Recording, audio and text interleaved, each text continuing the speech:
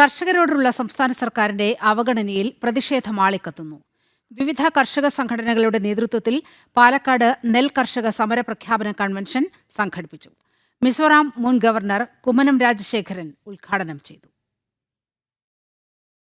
മണ്ണിൽ പണിയെടുക്കുന്ന കർഷകരോടുള്ള അവഗണന LDF സർക്കാർ തുടരുന്നതിൽ കടുത്ത പ്രതിഷേധമാണുള്ളത്. സമരം ശക്തമാക്കാനൊരുങ്ങുകയാണ് നെൽകർഷകർ. ഇതിന്റെ ഭാഗമായി കേരള സംയുക്ത കർഷക വേദിയുടെ ആഭിമുഖ്യത്തിൽ പാലക്കാട് നെൽകർഷക സമര പ്രഖ്യാപന കൺവെൻഷൻ സംഘടിപ്പിച്ചു.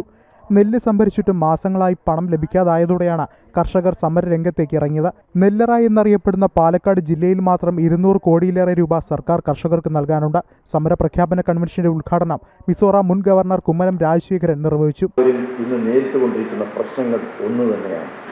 അതുകൊണ്ട് നമ്മൾ ഒന്നാണ്, കർഷകർ ഒന്നാണ്, ഒറ്റക്കെട്ടായി തൊട്ടൊരുമിച്ച് ഒരമ്മ പെറ്റ മക്കളെ പോലെ സഹോദരന്മാർ. അതുകൊണ്ടാണ് ഞാൻ അഭിസംബോധന ചെയ്തത് കർഷക സഹോദരങ്ങളെ എന്നാണ്. സഹോദരങ്ങളാണ് നമ്മൾ, അത് മനസ്സിലായില്ല. നമ്മൾ വേറിട്ട് നിൽക്കേണ്ടവരല്ല, ഒരമ്മ പെറ്റ മക്കളാണ്. അവരിലാണ് സാഹോദര്യം. ഒരു കർഷകൻ മറ്റൊരു കർഷകനുമായിട്ടുള്ളൊരു ഹൃദയബന്ധമുണ്ട്. തമ്മിൽ വ്യത്യസ്തമായ അഭിപ്രായങ്ങൾ പലതും ഉണ്ടാകാം, പക്ഷേ കർഷകൻ ആ വികാരം, ഞാൻ കർഷകനാണ്, നിങ്ങളും കർഷകരാണ്, നമ്മൾ കർഷകരാണ്, നമുക്ക് ഒരുമിച്ച് നിൽക്കണം.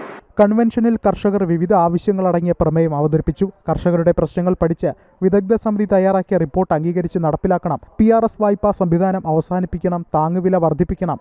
കർഷകർക്ക് പ്രത്യേക പാക്കേജ് അനുവദിക്കണം തുടങ്ങിയ ആവശ്യങ്ങൾ പ്രമേയത്തിലൂടെ ഉന്നയിച്ചു. ജില്ലാ കേന്ദ്രങ്ങളിലും സെക്രട്ടേറിയറ്റിലും സമരം നടത്താനും സമര പ്രഖ്യാപന കൺവെൻഷനിൽ തീരുമാനമായി. ചടങ്ങിൽ ദേശീയ കർഷക സമാജം പ്രസിഡന്റ് മുതലാംകൂട് മണി അധ്യക്ഷത വഹിച്ചു. കേരളത്തിന്റെ വിവിധ ഭാഗങ്ങളിൽ നിന്നുള്ള കർഷക പ്രതിനിധികളും സംഘടനാ നേതാക്കളും കൺവെൻഷനിൽ പങ്കെടുത്തു. ജനം, പാലക്കാട്.